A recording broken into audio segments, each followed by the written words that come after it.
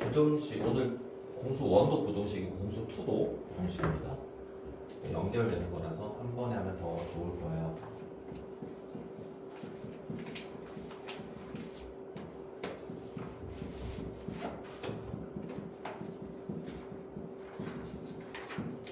자, 2차 부등식부터 봅시다. 2차 부등식.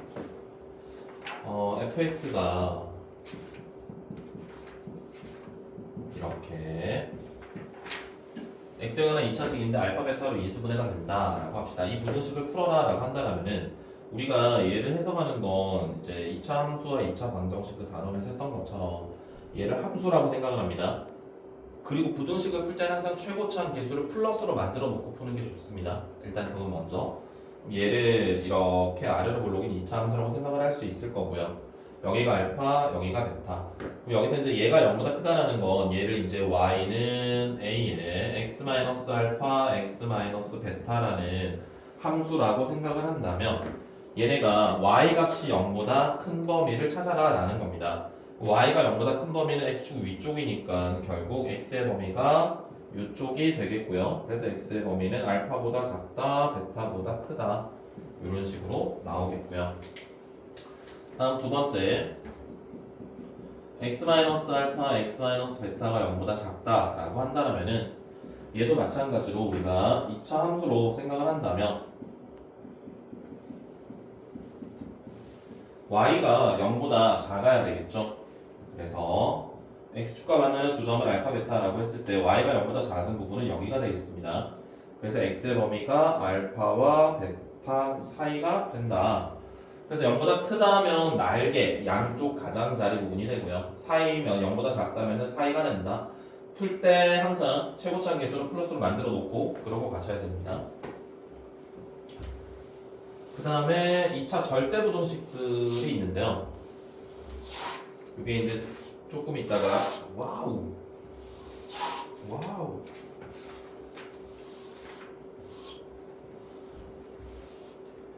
공수 2에서 배우게 될 절대부등식들과 큰 맥락은 같습니다. 와, 이거 왜 이렇게 소리가 나?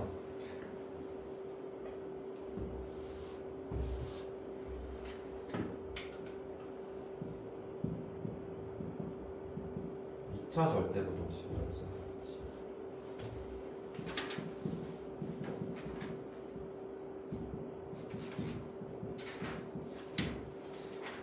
요게 40 개념 노트 40페이지에 그 2차 부등식의 해라고 해서 손가락이 몇 개가 있는 7개가 있는데 그 중에 이제 마지막은 아니고 세 번째부터 밑에 있는 친구들에 대한 이야기들인데 이거를 결과를 다 외울 수는 없습니다. 그래서 우리가 이걸 해석을 하시는 게 중요합니다. 그래서 모든 실수 x에 대하여 등장하거든요. 항상 모든 실수 x에 대하여 어떤 부등식이 항상 성립한다라고 이야기가 나옵니다. 우리는 얘네들이 항상 최고차한 개수가 양수인지 음수인지 그걸 먼저 선택을 하셔야 되는데 만약에 어떤 ax제곱 플러스에 bx 더하기 c가 항상 0 이상이 된대. 그러면 이거 y의 값이 항상 0 이상이라는 뜻입니다. 그럼 얘는 그래프가 위로 볼록이라면 언젠가는 x축 아래로 내려가니까 항상 0 이상이 될 수는 없습니다. 그래서 얘는 아래로 볼록이면서 x축 위에 있거나 접할 때까지는 허용한다는 거예요. 그래서 얘는 최고차한 개수가 양수이면서 이것의 판별식이 0 이하가 되어야 된다라는 겁니다. 이게 0보다 크냐 작냐를 가지고 판별식의 부호를 결정하는 게 아니라고 했습니다. 뭘 가지고 판별식의 부호를 결정한다고 그랬죠? 뭘 가지고 판별식의 부호를 결정한다고 했습니까?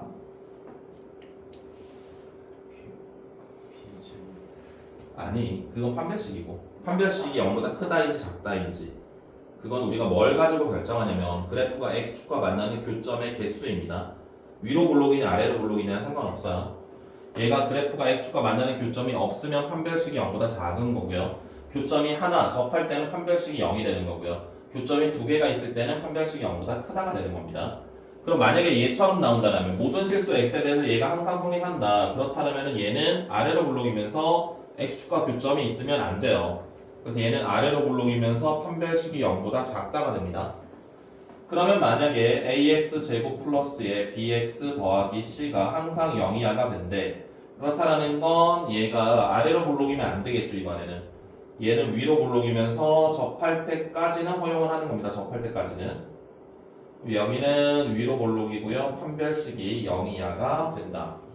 마지막으로 얘네가 항상 0보다 작다라면 마찬가지 x축보다 아래쪽에 있으면 돼.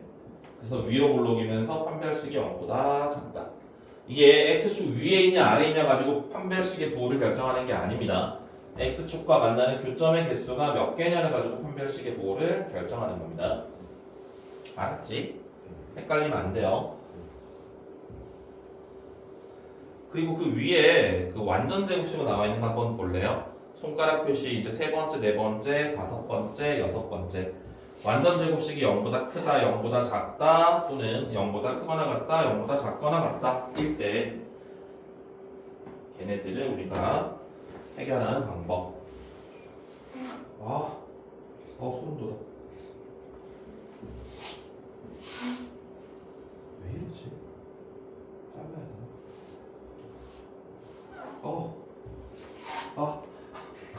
소름 돋아. 잠깐 영상을 정지하고.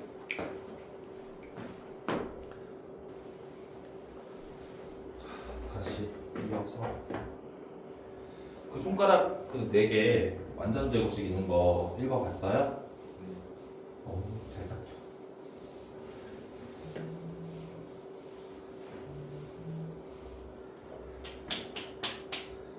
자, 그리고 이제 근해 분리를 하기 전에 먼저 그 예제 35번을 한번 봅시다. 옆에 41쪽에 모든 실수 x에 대하여 a-1의 x의 제곱 마이너스 2a의 마이너스 1 x 플러스 5 이퀄 5가 0보다 항상 크다. 얘가 항상 성립한다면 이건 아래로 볼록일까요? 위로 볼록일까요? 아래로 볼록. a-1이 0보다 크면서 x축이 있을 때 이렇게 있어야 되겠지. 그럼 이것의 판별식은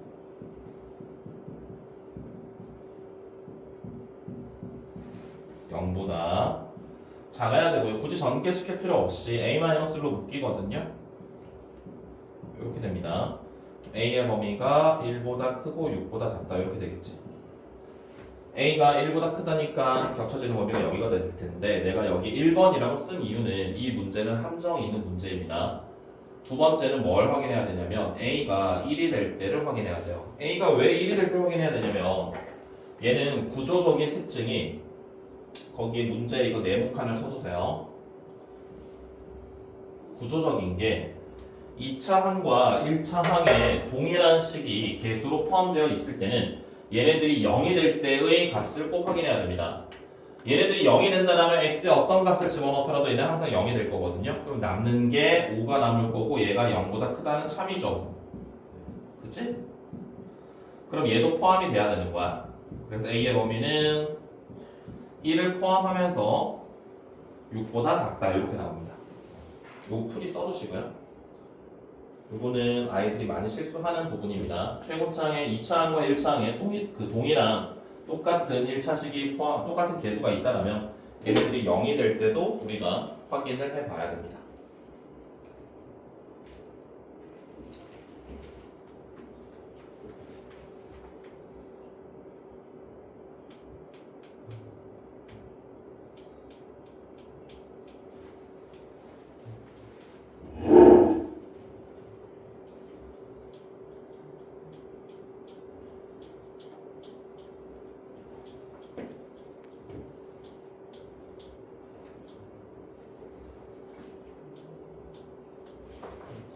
자, 그 다음에 근해 분리.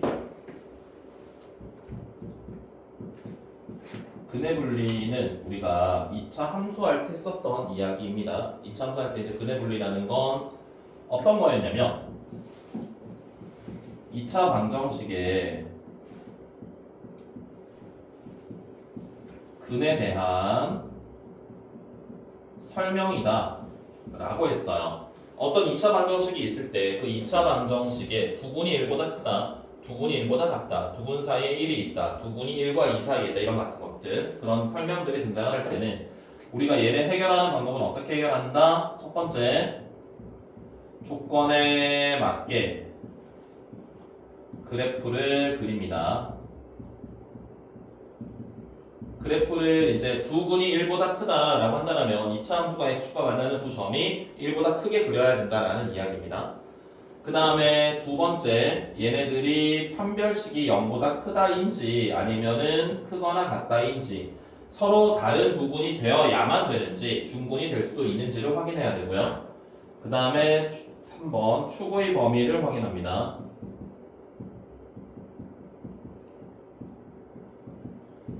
두분이 1보다 크다라면 축도 1보다 클 테니까요.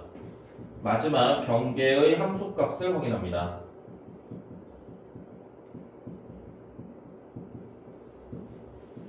경계의 함수값의 보호가 양수인지 음수인지 확인하시면 돼요. 이걸 그래프를 잘 그려야지만 이런 것들을 해결하실 수 있습니다. 알았죠? 기억나요? 기억 안 나요? 2차 방정식의 두 분이 1보다 크다. 그러면은 얘가 x축과 만나는 두 점이 1보다 커야 되거든?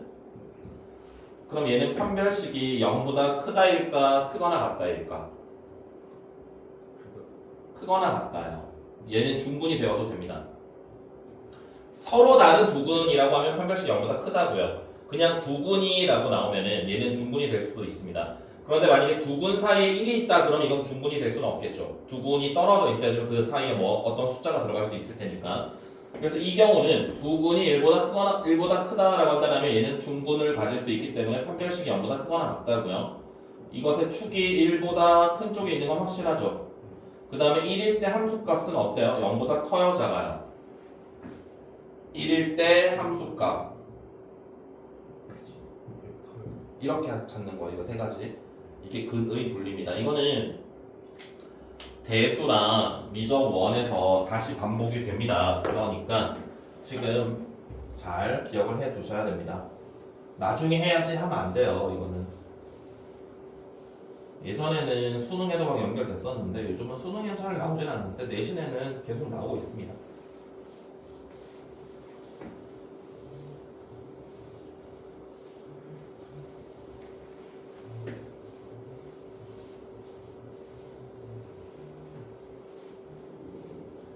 그러면 부등식은 끝입니다. 2차 부등식은 끝이고요. 공수 2로 갑시다. 절대 부등식입니다.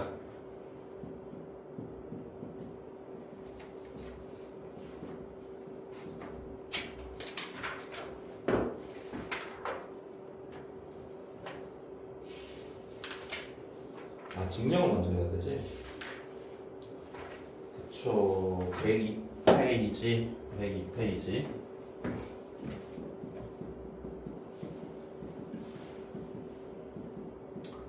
자, 증명하는 방법은 우리가 일반적으로 직접 증명이 있고요. 간접 증명이 있습니다. 직접 증명은 뭐 차근차근 이렇게 막 순서대로 나열해가지고 얘가 참이다라는 걸 보이는 게 직접 증명입니다. 대표적으로 내가 많이 보여주는 예가 있는데 시유나 마이너스 1이랑 곱하면 뭐죠?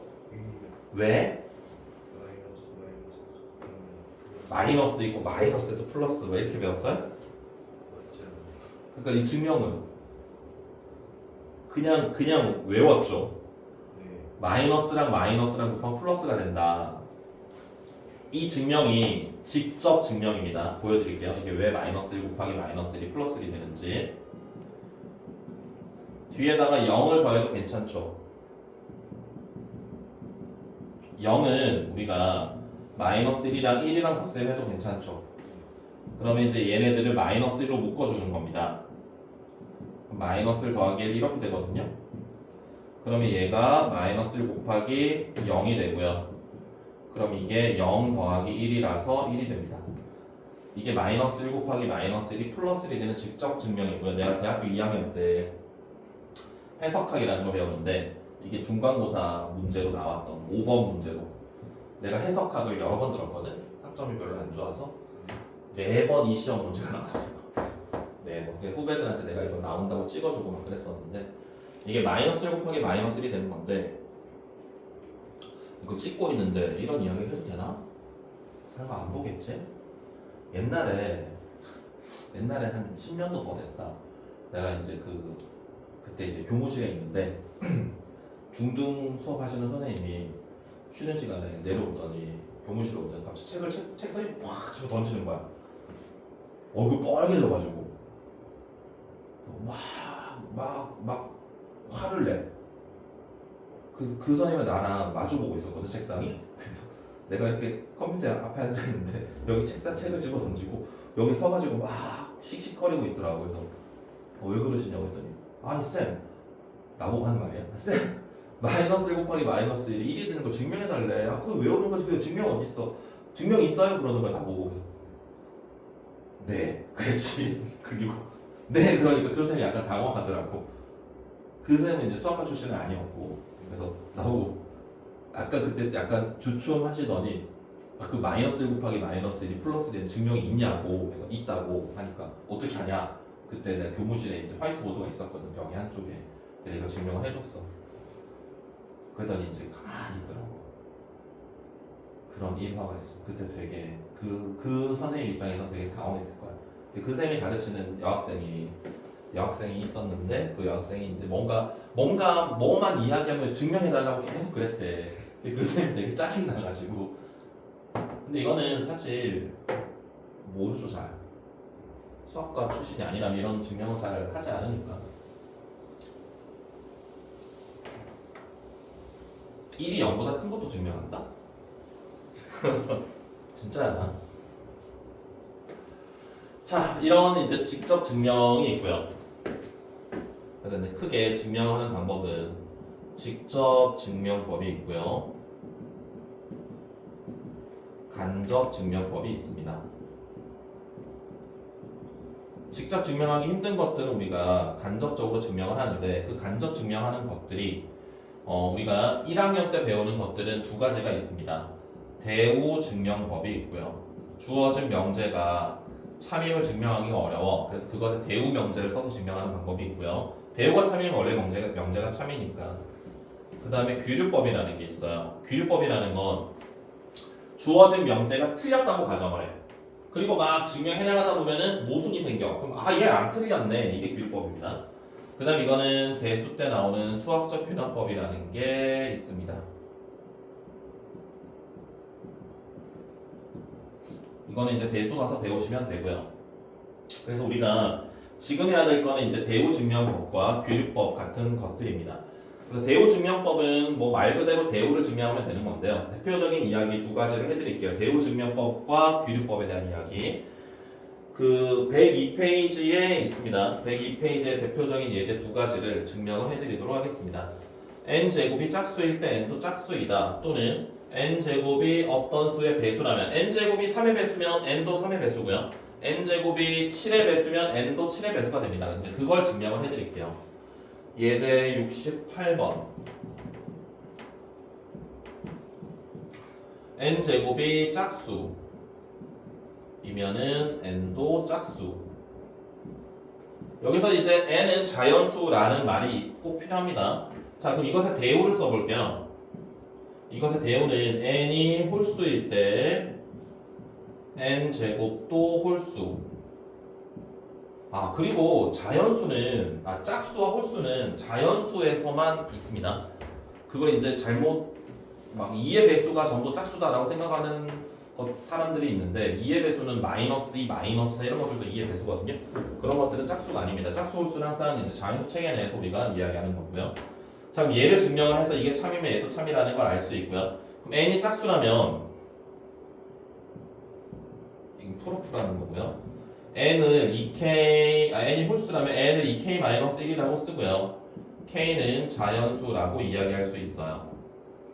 그럼 이제 n제곱을 찾는 거야. 그럼 n제곱은 2k-1의 제곱이니까 4k 제곱 마이너스에 4k 더하기 1. 그럼 앞에 있는 두 개를 2로 묶어요.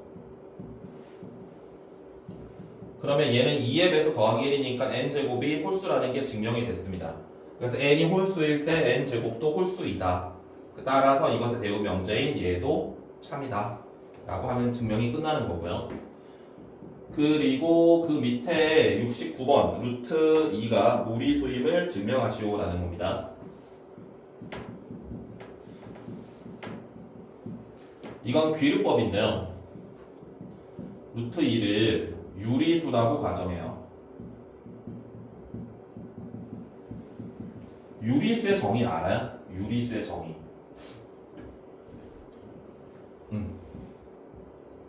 기하분수로 표현할 수 있는 숫자들을 우리가 유리수다라고 하거든요. 그래서 얘를 m분의 n이라고 쓰고요. mn은 금방 이야기했지만 기하분수로입니다. 기하분수라는 건 더 이상 약분되지 않는 거. 서로소인 자연수라고 써줍니다. 자, 그러면 얘를 양변에 m을 곱해주면 루트 2m은 n이 되고요. 양변을 제곱합니다.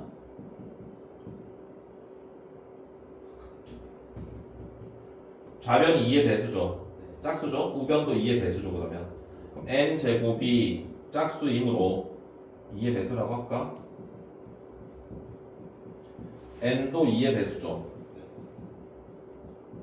저기서 증명을 했습니다. 그럼 n을 우리가 어떻게 쓸 수 있냐면 2p라고 쓸 수 있어요. 마찬가지 p는 자연수고요. 그럼 얘를 여기다 다시 대입을 해요. 그럼 2배의 m의 제곱은 4배의 p의 제곱이 되고요. m의 제곱은 2배의 p의 제곱이 되고요. 그럼 얘가 2의 배수죠. 그러면 m 제곱이 2의 배수이므로 m도 2의 배수가 돼요. 그러면 mn이 모두 2의 배수이므로 서로소라는 가정의 모순이 됩니다.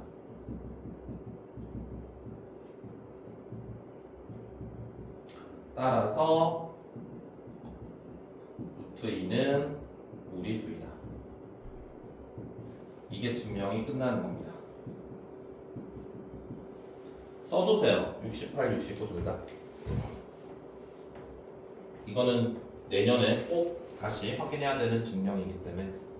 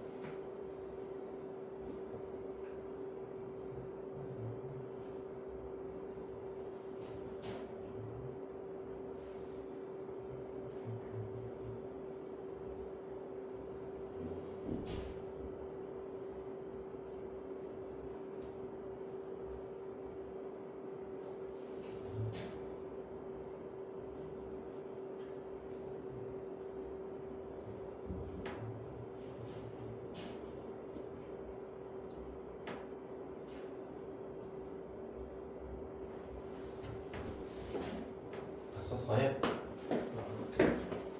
다시 쓰고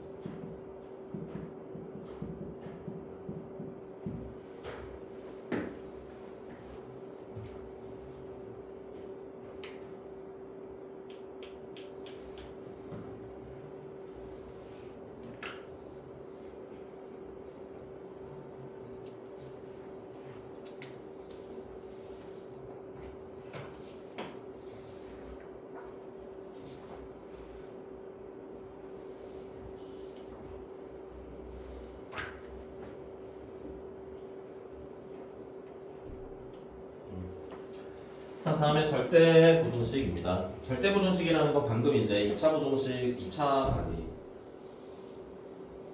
부등식 할 때, 2차 절대 부등식에서도 이야기했던 것처럼 모든 실수에 대해서 항상 성립하는 부등식을 우리가 절대 부등식이다라고 이야기를 하고요.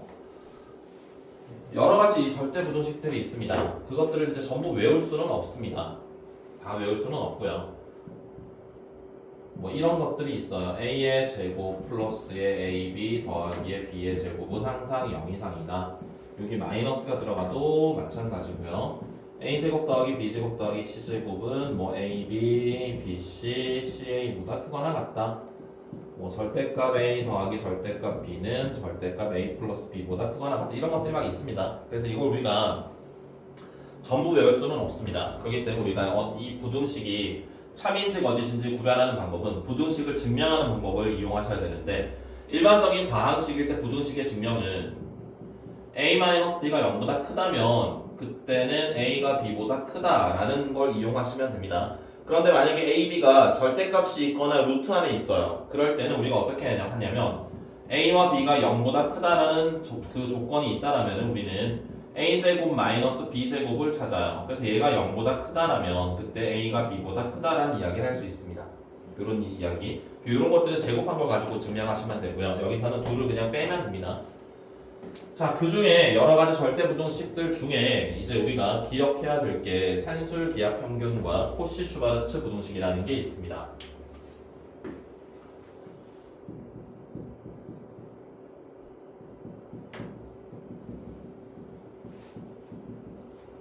산술 기하 평균이라는 거는요, AB가 0보다 크다라는 조건이 필요하고요. 2분의 A 더하기의 B가 루트의 A, B보다 크거나 같다. 이걸 이제 우리가 산술 기하 평균이다 라고 이야기를 하는데, 얘를 우리가 산술 평균이다 라고 이야기를 해요. 얘를 기하 평균이다 라고 이야기를 해요.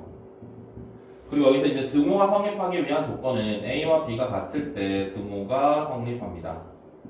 그래서 문제에서 얘가 최소값을 가질 때, 최대값을 가질 때 그때의 A, B를 구하여라, X, Y를 구하여라 이런 말들도 등장을 합니다. 이 어원은 산술 평균이라는 건 우리가 일반적으로 생각하는 뭐 중간고사, 기말고사 봤을 때 평균 점수 찾는 그런 것들을 산술이라고 이야기를 하고요. 기하 평균은 A라는 넓이와 B라는 넓이의 정사각형이 있어요. 그럼 얘네들의 넓이의 평균을 가지는 그 정사각형의 한 변의 길이를 이런 식으로 이야기를 합니다. 그다음 이제 교육과정에 사라졌지만 조합 평균이라는 것도 있는데, 그건 이제 속도에 대한 이야기예요. 같은 거리를 왕복할 때 갈 때 속력과 올 때 속력이 얼마라면은 평균 속력은 얼마냐, 이제 그런 거를 조합 평균이라고 하는데, 산술기하 평균이 굉장히 중요한 거고요. 증명을 해보도록 하겠습니다.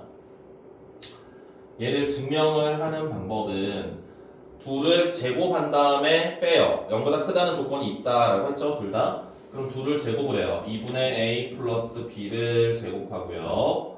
a, b를 제곱해서 빼요. 그럼 얘를 전개를 시켜주시면은 요렇게,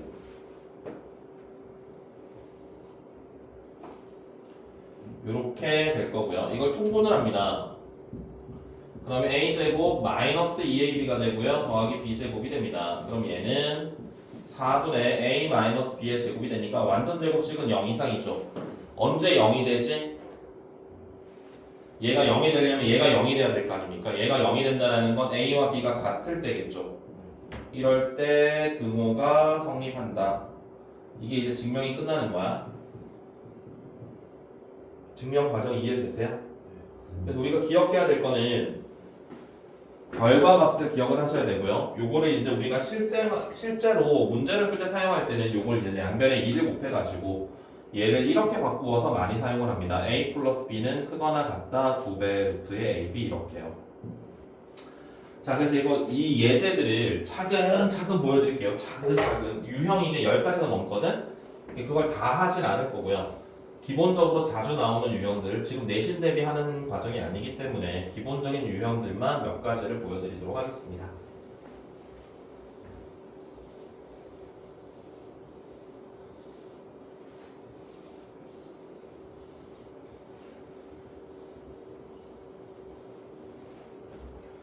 이거 증명을 쓰라고 나와 있지는 않네.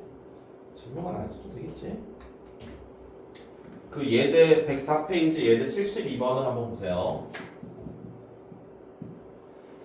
xy가 0보다 클 때 2x 더하기에 3y 다음에 x분의 8 더하기 y분의 3의 최소값을 찾아라. 자, 이렇게 있을 때는 얘를 전개시켜 주십니다. 다 전개시켜요. 그럼 16 더하기 y분의 6x 플러스 x분의 24y 플러스 9 이렇게 쓸 수 있죠. 그 다음에 역수 관계에 있는 둘 얘네들만 산술기하를 쓸 겁니다. 산술기하는 a 플러스 b는 크거나 같다 2배의 루트 ab 즉 2배의 루트에 얘랑 얘랑 곱하면 돼. 역수 관계이기 때문에 문자들이 사라집니다. x분의 y랑 y분의 x는 사라질 거고요. 144가 남아요. 루트의 144는 얼마죠? 12. 그럼 얘 전체는 24지. 그럼 이 전체의 최소값은 25에다가 24를 더하면 49가 최소값이 됩니다. 알아들어요? 진짜로 알아들어요? 처음 배울 거 아니야? 태어나서 처음 볼 거 아니야? 근데 이해가 된다고? 살짝. 자주 써야 돼요. 계속 이 식을 자주 안 쓰면 또 잊어버려요. 그래서 우리가 어떤 더하는 두 친구 a 플러스 b의 최소값을 구할 때는 루트 2배의 루트 안에 곱 그 값보다 얘가 항상 크거나 같다 이렇게 잡는 거고요. 이거 73번, 74번까지 하고 쓸 시간을 드릴게요. 73번도 볼게요. x가 1보다 크다라는 조건이 있고요. x 더하기 x 마이너스 1분의 4의 최소값을 구하여라 라고 했습니다. 그러면 우리가 산술기하를 쓰려면 이제 더하는 두 대상의 산술기하는 곱셈으로 가야 될 텐데 얘랑 얘랑 곱하면 없어지지가 않죠. 없어지게 만들어야 되거든요. 그럼 얘를 어떻게 없어지게 만드냐면 얘를 x로 만드는 방법은 몰라요. 할 수가 없어. 근데 얘를 x-1로 만드는 건 어렵지 않아. 분모에 있는 거랑 똑같은 모양으로 만들어주고 뒤에다 1을 더하면은 같은 식이죠 어차피. 그럼 이제 얘만 산술기하를 가져가는 거야. 역수 관계니까 얘랑 얘랑 곱하면 없어지면서 2루트 4가 남거든요. 그럼 2루트 4는 4이니까 이거 전체의 최소값은 5가 되는 겁니다. 괜찮습니까? 다음에 74번도 xy가 모두 0보다 크다라고 했어요.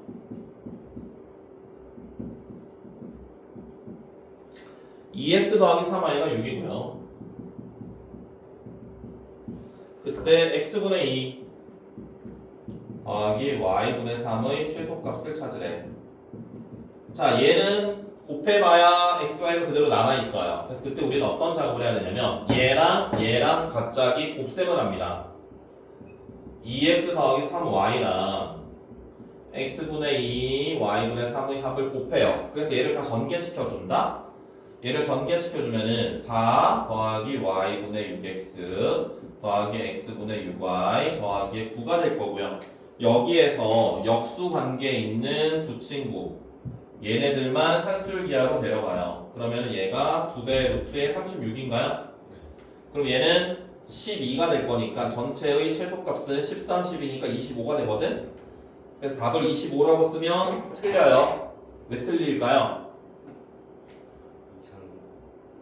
우리가 찾는 거는 이것의 최소값이거든? 지금 우리는 근데 시작한 게 뭐냐면 얘랑 얘랑 곱한 걸 찾았어. 얘네들 곱한 것의 최소값이 25야.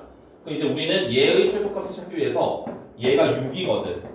이걸로 양변을 나눠줍니다. 그래서 x분의 2 더하기 y분의 3의 최소값은 6분의 25가 됩니다. 써두십시오.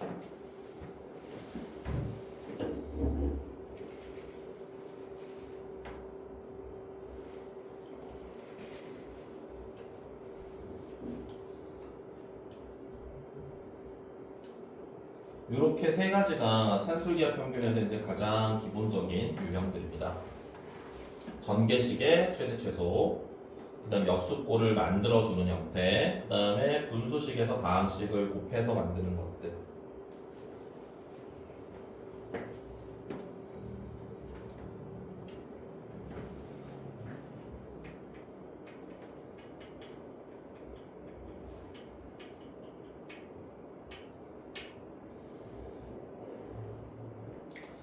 여기에서 끊어도 되겠다 영상.